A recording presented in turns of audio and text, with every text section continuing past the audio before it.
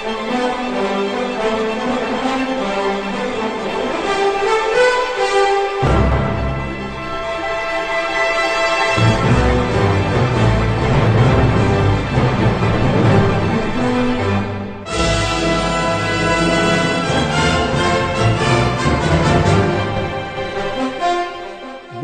to the Vero Yahad Essene Scripture Forum. Controversial issues? You bet. Straight answers? Of course. Truth? You be the judge. For you're welcome to participate. Shabbat afternoons at 2 p.m. Eastern Time. Log in at www.theyahad.com. See you there.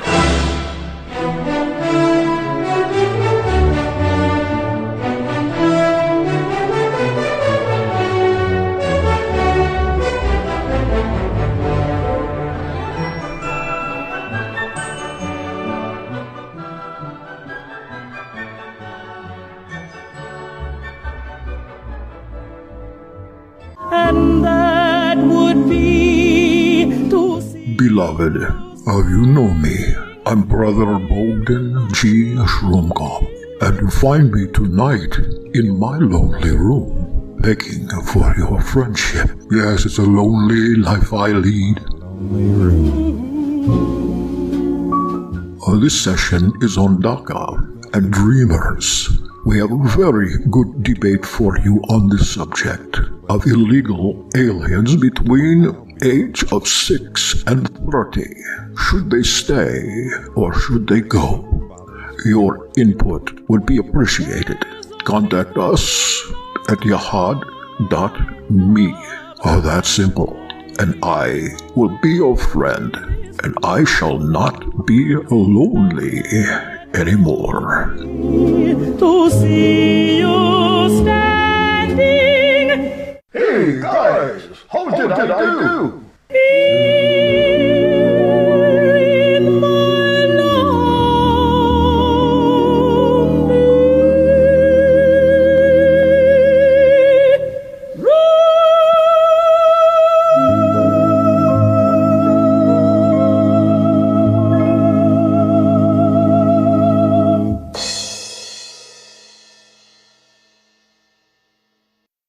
Looks like we're recording. So DACA stands for Deferred Action for Childhood Arrivals. Comes out of the Obama administration. It was implemented in June of 2012. DACA prevents undocumented immigrants who arrived in the United States as children from being deported and allows those immigrants to get work permits. In other words, these people came to the U.S. with illegal immigrant parents when they were young and grew up in this country. And then the rescinding or the attempted rescinding of DACA under the Trump administration was to the effect of deporting all these kids anywhere between 13 and 30 age. They're known as the Dreamers, and DACA is known as the DREAM Act. I'm sure you've heard of it. You probably know a lot more about it than I do. They tried to rescind this act, and well, actually, the first time it came around was in 2001, and they failed to pass. Most recent efforts have been introduced by Lindsey Graham and Dick Durbin in 2017. President Trump rescinded this, an action that was met with 2 federal court rulings saying the policy could not be ended on March 2018 as it was planned. And Trump appealed to the federal court rulings, cleared to the Supreme Court, but the Supreme Court declined to hear the appeal. So DACA remains in effect while the lower courts or Congress decide its fate. We haven't heard much about it lately, but in states like Florida and Texas and Louisiana and maybe California, this is still a big matter of controversy because of the illegal alien populations in these states. And it turns out that probably about 80 to 90% of these dreamers are Mexican in origin. The second minority group is El Salvadorians, some from Korea, Asia, a few, not too many. The latest CNN poll tells us that the respondents are primarily in favor of allowing these dreamers to remain in the country. Only 11% thought that the program should be stopped and that these dreamers should be deported. So I remember at that time, a couple of years ago, there was a real strong pull among conservatives to rescind DACA and to send these young people back. And there was a lot of conflicting information between those that were for it and those that were against it concerning, well, those for keeping it were primarily people that said these dreamers had grown up in this country and they knew nothing else. If they were deported, they'd be going back to some country they'd neither been to or even knew the language of. Whereas the other side spoke about the propensity to gangs and crime, and that some percentage of these people were involved in criminal acts, lawbreakers, and that they were in fact illegal aliens and they should be deported right along with their parents. Now, I'm going to give you a short rundown of the pros of the DREAM Act, and Allison will give you one of the cons, and we'll just talk about it, okay? On the pro side, the DREAM Act is supposedly good for the U.S. economy. The Center for American Progress says that DACA has been unreservedly good for the U.S. economy, and that DACA recipients supposedly contribute $460 billion to the U.S. gross domestic product over 1 decade, that is the coming decade. That economic growth would be lost if DACA was to be eliminated. Most of these DACA recipients are in California, of course. DACA workers of any state we would see an $11.6 billion decline in the gross domestic product if it were ended. Second largest state for dreamers is Texas, stood to lose $6.3 billion in the next decade, while Vermont, having the smallest DACA population, only at 42 dreamers, could lose $2.4 million if the DREAM Act were rescinded. Benjamin Harris, the former chief economist and economic advisor to Vice President Biden, stated, individuals eligible for the DACA program tend to be higher skilled than their ineligible counterparts simply because the typical DACA eligible immigrant arrived in America at the age of 6 and was educated in U.S. schools. Put differently, sending DACA participants back to their home countries would be a waste in billions of not only tax money, but also in potential intellectual capital, and certainly the money that was already invested in these people. So primarily, the first pro item that we think about when we speak of DACA is an economically, the taxes that would be received from such people would be in the billions that we would lose if it was rescinded. I'm going to turn it over to Allison now for if she can say anything that might be in contradiction to that. Okay, thank you. Well, from what I've gathered and read, and I'll turn on my camera, see if I can support the bandwidth today. Y'all can scowl at me. DACA and the DREAM Act seem to only encourage more illegal immigration. One of my state's former congressman, Bob Goodlatte, said that DACA encouraged, quote, encouraged more illegal immigration and contributed to the surge of unaccompanied minors and families seeking to enter the U.S. illegally. Between 2013 and 16, 206,000 unaccompanied immigrant children were caught crossing the U.S. border, and it's estimated that over 50,000 crossed annually. That's a lot of people. Yes, okay. Yes. And that's a huge drain on our tax base. And the point here is, because of DACA, they're not legal immigrants. They're illegals, but it's a 2-year work permit that they're receiving. However, they have to fill out a lot of forms, and they're basically given a blessing to work legally as a resident. Well, no, as an illegal immigrant, but they have to provide a whole lot of information about themselves and their families and everything else. So we know where they are. It's not always such a good thing for them. But anyway, according to Carl Eskbach, PhD, DACA will increase the undocumented population because those who don't qualify for DACA will stay in the hopes of qualifying eventually, and more people will immigrate assuming coverage. And that's the thing. They know that this plan is in place. They know that they can work with less fear of being deported, and they can make income, and they can have an opportunity, and their kids get put through school. They get some federal benefits, and life is better than it is in their home countries. And this is giving them a tacit stamp of approval to be here, even though they're still illegal.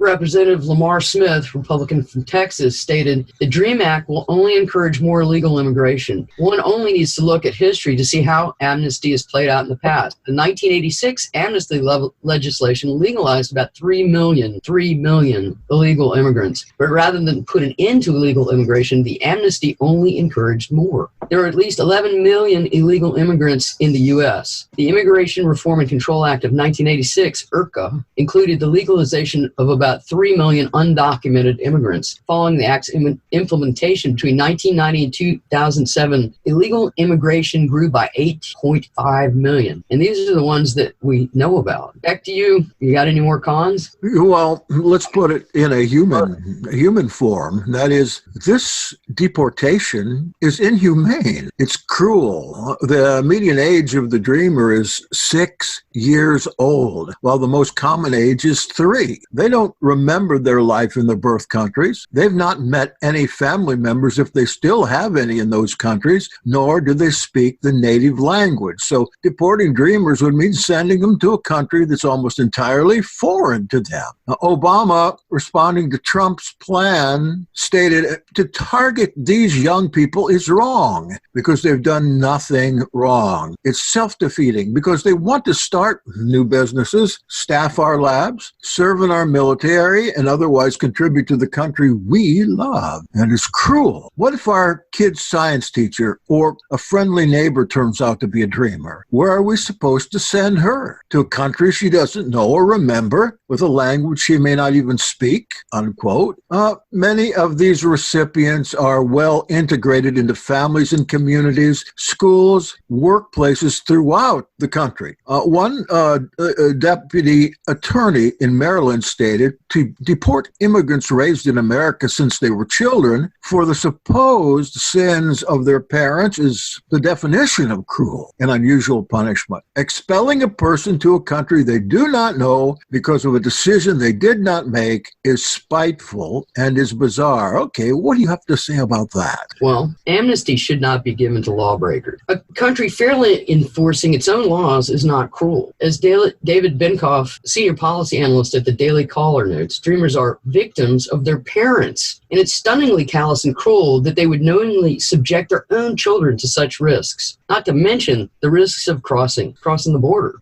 Thousands die in that every year. Dreamers have already broken the law by crossing the border illegally and or remaining in the country without documentation. Representative Steve King, Republican of Indiana, stated, quote, "Amnesty in America with regard to immigration is a reward for immigration lawbreakers and is a pardon for immigration lawbreakers coupled with their reward of the objective of their crime," end of quote. The Center for Immigration Studies stated that many dreamers also commit work-related crimes such as Social Security fraud, forgery, perjury on I-9 employment forms, and falsification of ID cards. Since 2012, 1,500 dreamers have lost their DACA status because of gang involvement or other criminal activity. However, dreamers are only disqualified if they're convicted of a crime. If they're accused, they can still keep their status. They have to be convicted. And this, according to Ronald W. Mortensen, PhD, means dreamer gangbangers, dreamer identity thieves, dreamer sexual predators, dreamers who haven't paid their income taxes, and dreamers committing a wide range of other crimes all qualify for DACA status as long as they haven't been convicted. Oh, you're so cruel. What do you all think? Turn it over to you. You don't want to ask me that question. Oh, let's hear it. Listen. Let it all hang out. I'm going to tell you something. First of all, my grandmother was an immigrant. My grandmother was from the Bahamas. Okay? My grandmother came to this country through the entry of Miami. and she became a citizen of this nation, and she served this nation until she died, okay? Her children served this nation until they died, and they were very loyal to this country, and they were loyal in spite of how they were treated. Now, when I hear, us talking about, and here's the thing we need to keep in mind, as people who are Torah observant believers in Yeshua, we have to keep this in mind. And what is the regulation concerning the Torah on this? And so we have these guys that come and their children, and they don't know any other country. That's all well and good, but they have to keep themselves clean. And a lot of these people are not keeping themselves clean, and they're benefiting on your back. They're benefiting on my back. And most of these dreamers, they're not necessarily other races of people. They're mainly Spanish. So what is it that the Hispanic is benefiting from these things? And in a lot of other places, the Black community is being disenfranchised so that these dreamers can prosper. So that's another problem that we don't talk about. It is the displacement of Black people so that these people could come in and do these things. And why is that? Because in many cases, they don't, Black people have standards with regards to education, standards regarding the workplace, standards regarding these types of things, or Americans have standards. And a lot of these guys don't say anything. And so here's what I heard. Republicans want cheap labor. Democrats want cheap votes. And the American people want cheap fruits, vegetables, and anything else they can get their hand. So we're all guilty of this. But is it right? And I don't think it's right, because we're allowing people to come over here and literally single-handedly destroy this nation. And we stand by as long as we get our goodies. Well, there is a Torah injunction about something like this. It was unfair of you to call on the deity for your opinion, perhaps. What is the Torah injunction? I'm thinking right now the mixed multitude. Of course, now I'm taking the other side. Okay, that's fine. Well, the mixed multitude, but what happened? The mixed multitude, when they got to Sinai, the mixed multitude became Israel. Yeah, that's right. All that Yahweh has said, we will do. That point, they became Israel. So there was no such thing. And so we have these people who are coming in, and you see them on TV, and they've come through, or they have children that they've brought. And what they're using children as a blunt weapon. Don't do anything. Huh? Yes, that's true. I agree with you. They're using children as a blunt weapon because they know, and I'm going to say it this way, so guys, please don't get offended. They know primarily white females have heartstrings, and when they see these images on TV, they're going to be moved with emotion. That's why they do it. They have these children on there. Oh, President Trump, let us in. And they immediately call their congressman to get these things to him. And so these are the children that's why we have this DREAM Act deal, so that they can use these children. But they don't tell you about the sex offender that's been let in because of it, or the MS-13 gang member that's come in here because of it. Well, kind of what you're saying too. I mean, you're kind of speaking on both sides, because what maybe should happen, instead of a law that just includes everybody, maybe this should be taken by case, because there is something to be said about sending young people back to a country that they know nothing about with no money. I can see sending the parents back. They should go back. But on a case-by-case basis, of course, we're going to want to send back a sexual offender that's an illegal alien, no matter what. Send them back. But what about something that you can think about too is a lot of these people, if you notice that a lot of these issues that they have, a lot of these the individuals are being deported, but they come into the country. I've heard about people that have been deported 3 or 4 times. Oh, yeah. And I'm going to say something. maybe we need to start holding these people, or depending on the crimes, maybe need to start executing these people. Well, let me ask you another question then. Yes. In relationship to Torah and Israel, don't you think that there is significant percentage of dreamers that have acclimated, that have come into the culture of America? And just think, if they don't speak Spanish anymore, or they don't speak Korean anymore, then we might consider them to have been acclimated in this time, especially if they've gone to U.S. schools. Now, I know that there's some exception to that, because like down here in Florida, we have a large percentage of people that are illegal aliens. And as I mentioned before, I lived in a town for a year just north of here that 80% are, and I saw huge cultural differences. Yes. Because they didn't, the schools were, in fact, second world schools. Exactly. They were not teaching acclimation or even teaching English. And I know that one of our sister ministries here in Douglas, Georgia, there's a whole culture of people there that the children don't speak any English, neither do the parents. And that's a problem. See, black people as slaves, we didn't get that option. And by the way, do you realize that is the only group of individuals that are not immigrants? And that is the African American community. It was brought here as slaves, but you're right. The problem is there needs to be a one rule that fits. And yes, you'll have some individual circumstances where you can work with people, but we've got to figure out how to put something together that is consistent. And I think this is what President Trump is trying to do, because the rules right now are not consistent. Okay, dreamers are coming through here, like in Douglas, Georgia, or in South Florida. It's a disaster area. I grew up in Miami-Dade County. I went to Amelia Earhart Elementary. I went there, came to visit it, and I thought that I was in a foreign country. They had taken the beautiful Amelia Earhart Elementary and turned it into a third world institution in a slum in Hialeah. And that's what this does. It brings down the standard of living. See, we're supposed to actually, can you see my hand? You got your picture on. Okay, hold on one second. Okay, here's the deal.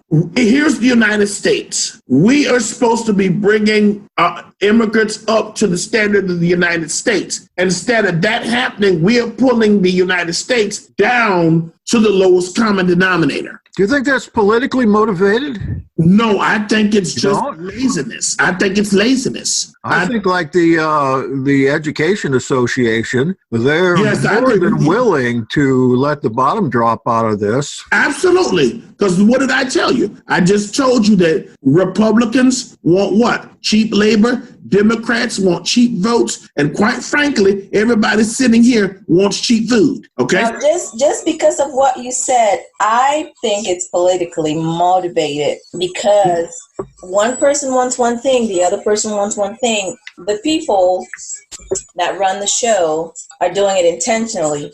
Everybody else in between is caught in the emotion of everybody else. My opinion about immigration may be oversimplified. People have been moving across borderlines for as long as the earth. Years, exactly. It has never been a problem until the powers that be figured out that they can use it to accomplish certain goals. And they are, through the years, they have used immigration as a tool, and the tension is building up. They are trying to do more things with it. So now it's at the forefront. What's going on here? It's not just happening in the United States. It's happening all over the world. And immigration is becoming a problem that it's never been. People that first came to the United States, they were loyal to this country.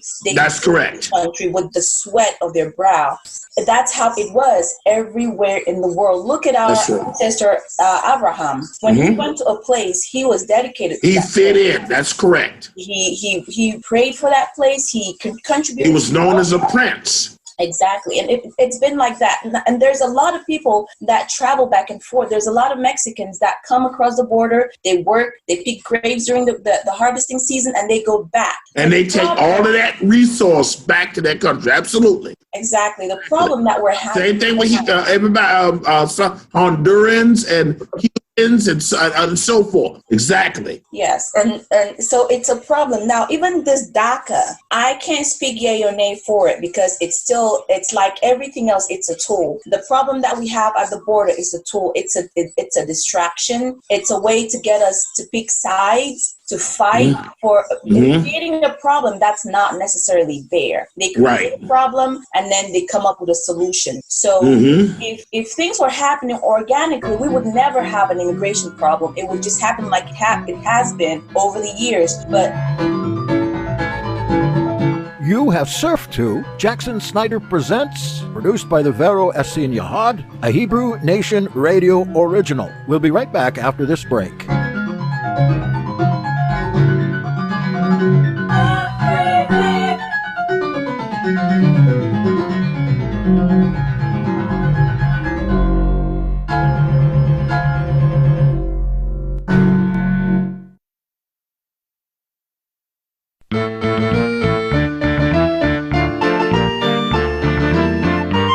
Trailing Clouds of Glory, Jackson Snyder Presents is back.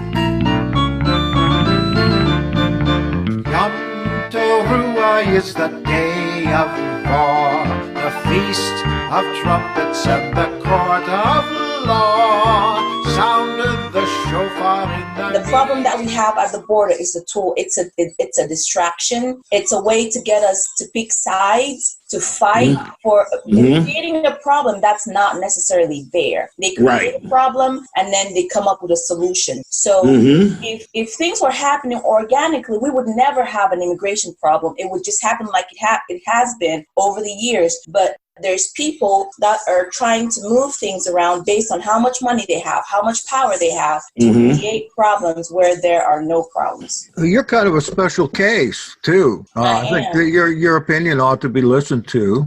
Would you care to share a little of that? I came here, I'm actually an undocumented, or I would say I've fallen out of status. I'm not a U.S. citizen. I met some Americans when I was in high school, and that's the great thing about this country. There's a lot of people that would want to help people, but they don't have the means. It's one thing to say, I want to do something, but not be able to do it. And it's another thing to say, I want to do something and just do it without even thinking about it. That's why this country has been so great. And if it continues to go down the hole it's going, it's not going to be so great. But my host dad, when I met him in high school, he was so fascinated by me, by my smarts and everything, that he thought, wow, this is a young girl and she's so concerned about these things, and I want to be able to do something for her so she's not left to the fate of just being in this place and not be able to do anything with her life. And when I told him that I wanted to come to the US, he didn't even think about it. All he did was talk to his family. He financed my trip. He did everything. He paid for my visa. He sent all my documents to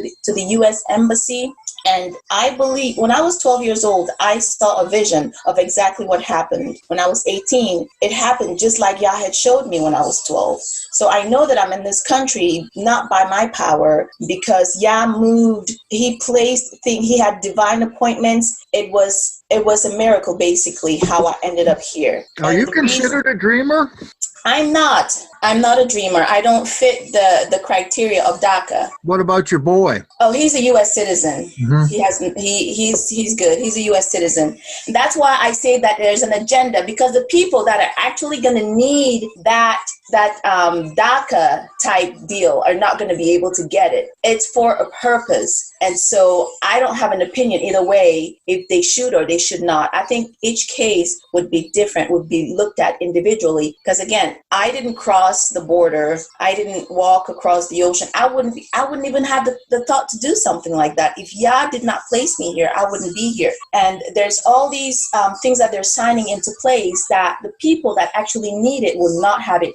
I've been in this country for 20 years, and I try to do things by the books, and I can't get any kind of help with anything because I'm not a U.S. citizen. But people tell me there's all these people, there's these Hispanics that get all these things. How come you can't get them? I don't know. I'm not a U.S. citizen. If I can't get this, I can't get that. That's just the way it is. And the reason that Yah has kept me from being a citizen has not been revealed to me, and it's not my place to know. All I have to do is walk by faith and trust him that he will provide my every need. I don't need anything from the government. I don't need. There's a double standard, big time. You know, definitely. I was just getting ready to say that. I'm involved in this immigration process myself, and it seems to me, from my perspective, that if you're an illegal alien, you're here already. You don't have any trouble with financial aid or anything else. If you want to try to come in legally, now I understand that only 1 out of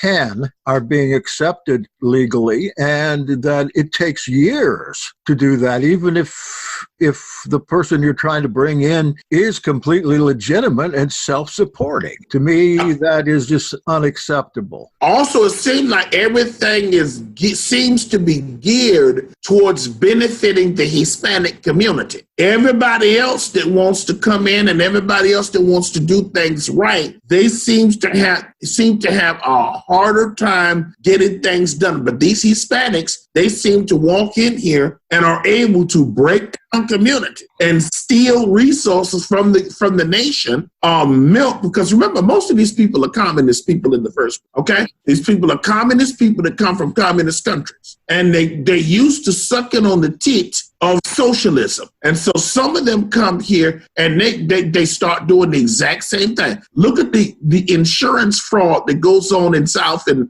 Central and North Florida. One of the worst in the nation besides California. And they are constantly breaking down the system. You see the pictures on CNN with them waving the flag of their nation as they come to this country. And then when they get to the lawyers and stuff, they say, I didn't stand for me life. Bull crap. I just saw you dancing with the flag of your nation. Yeah, Cubans and Mexican flags, I see. Yeah, exactly. I'm like, La Raza, go home to La Raza, okay? And, that's not what I see. I don't see the genuine care and loyalty to the nation from these people that I saw in the 1960s and the 70s. Well, if you look at it from a practical perspective, if they're already at whatever I said in 1986, there were 13 million Hispanic immigrants in here illegally. Look at this from a practical perspective. If you're a political party, they're already here. Give them vote. Promise them that you love them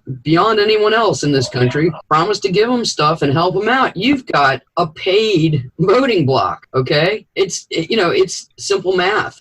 Well, see, here's the problem I have with that, though, Allison. They want to love somebody. Let them love the black community that they turn their back on. Well, no, I agree with that. But they're hoping to also keep the black community, as you say, but they want to attract the Hispanic community as well. And that's not going to work. Well, let me interject something else. So you got another community that is also kind of being abused. The immigrant is being abused while we have on reservations. You've got Native Americans, and they don't have electricity to this day. Some of them. It's 2019, and they don't have electricity. I mean, or potable water either. Or potable water, right? And that's another thing that makes me really, really, really upset with the whole immigration thing, is because of that right there that you just brought up.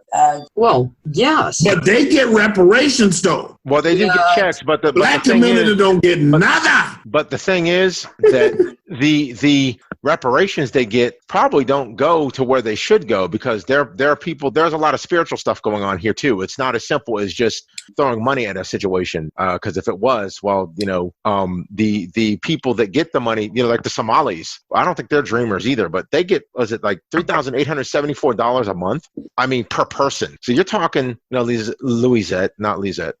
If you could get that type of money, that's almost $40,000 a month for you, and then you'd probably get it possibly for your son. That's more than most people that work an honest job make. Yeah, exactly. Sure.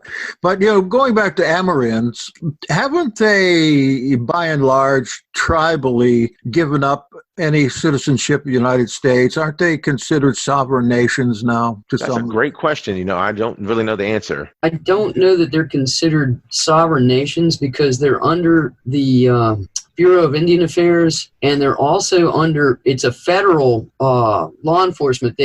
They're local tribal law enforcement, but they're backed by the, I believe it's the FBI. And yes, they are I don't want to say set apart, but they're separate, but I don't think that they're actually sovereign. Some of it's a little unclear, but yeah, they've got a lot of psychological issues put on them by the way that they were put in these reservations and the way that they live. So that's a little different. Okay. But yes, you get a lot of promise to a lot of these groups. Or my niece worked as over the summer last year to help people who were from Afghanistan who had been translators with our services immigrate here because they were in danger of their lives in their home country. And there is a lot to offer for them, but it's not nearly what you can get if you are from from Central or South America. And she was very upset about that. Exactly. So I think that if we could have the system be recreated to fit the needs of the individuals, I think that we could do a lot more than we're doing right now. See, here's the problem. As Lewis said, people know that.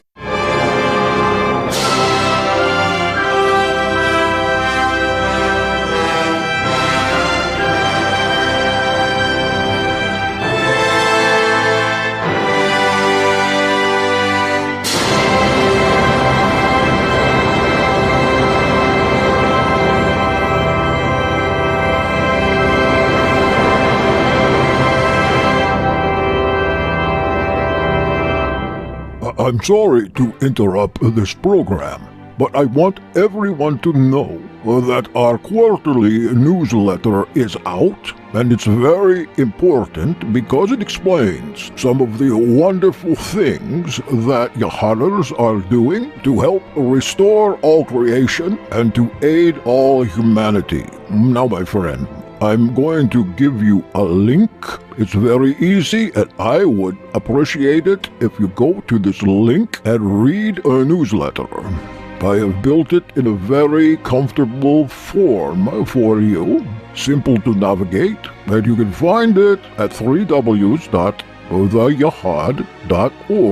That's THEYAHAD.org. Simple as that. If you like the newsletter, you can opt in for a quarterly newsletter. It's exciting, it gives you ideas, it promotes kingdom, and it tells about some of the exploits plain old people like you and me are doing to change their world. And with that said, I'm all done now. I'll see you at theyahad.org.